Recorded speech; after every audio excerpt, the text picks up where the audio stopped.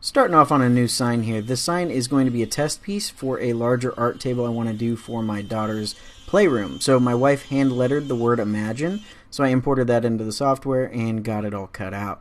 That worked really well using the 1/4 inch downcut bit. And then switching out for an 1/8 inch downcut bit, we can get the profile part of this cut out. This went really well, and the downcut action of the bit leaves a really nice clean top surface. So once that's done, we can use a multi-tool to go ahead and get that piece trimmed out. And we have a piece that's ready to go. Just need to round over the back and remove the tabs or trim them flush. The mini roundover bit does a great job getting into those really tight corners left by the 1/8 inch bit. And as you can see there, that 3/16 inch ball bearing does a great job getting in there. So that piece is ready to go, and we can start laying out the crayons. So I got everything organized and then started cutting everything to fit into the pocket.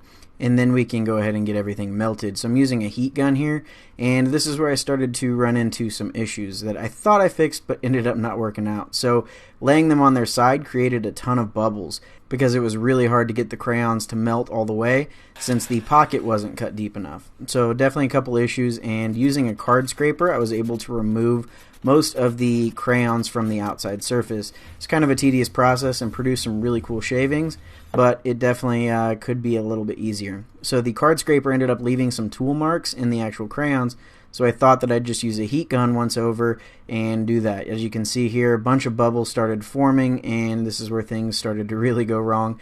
I thought I got it fixed and got everything in place and used some Total Boat tabletop epoxy over the top. And as you can see here, it's full of bubbles, which means that I didn't have the right temperature. Using a torch and a heat gun, I was able to get most of the bubbles out.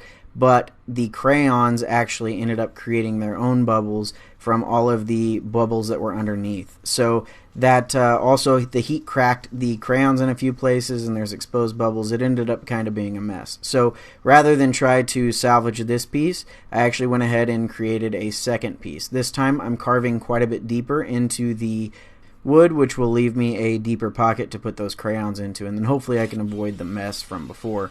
So we just need to get the profile cut out again and then go from there. Certainly didn't have to show the mistake piece, but I definitely think it's important that everyone knows that mistakes happen to everybody. And it's important to get back up on the horse and try again, and that's definitely what's happening here. Mistakes are really only a bad thing if you don't learn anything from them. If you learn something from it, then the whole experience is absolutely worth it, and this is absolutely no exception. It's time to start melting the crayons into the pocket. So it's a couple different things going on here. I used a deeper pocket and then oriented the crayons a little bit differently. They were getting a bunch of bubbles underneath them because it wasn't melting fully to the bottom.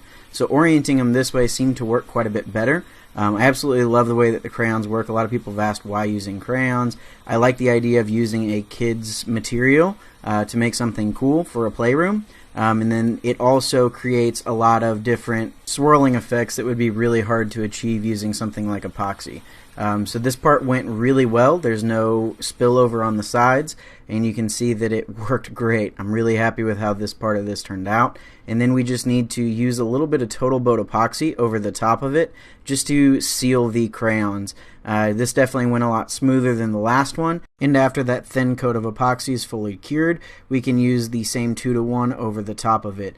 This time I'm going to mix for a full 3.5 minutes and make sure that I have the temperature in the room up a little bit. That way it's at a correct temperature. You can see it poured on a whole lot clearer than the last one did, and using just a heat gun and a torch real quick, we can get all of those bubbles out. Worked really well this time, and there's very little cleanup as opposed to doing it the other way that I had done it. So now we can begin the sanding process, starting off with 150 grit to remove most of the sandpaper on the Festool Rotex, then using the Festool ETS 150, going up to 320 grit to get all of the epoxy all finely sanded. Then I'll just use a Gator Micro Zip with 220 grit to just ease over the edges on the top. As with everything, I always leave a message on the back, and then we can begin the finishing process with Formby's tung oil. I really love this finish and love the way that it looks.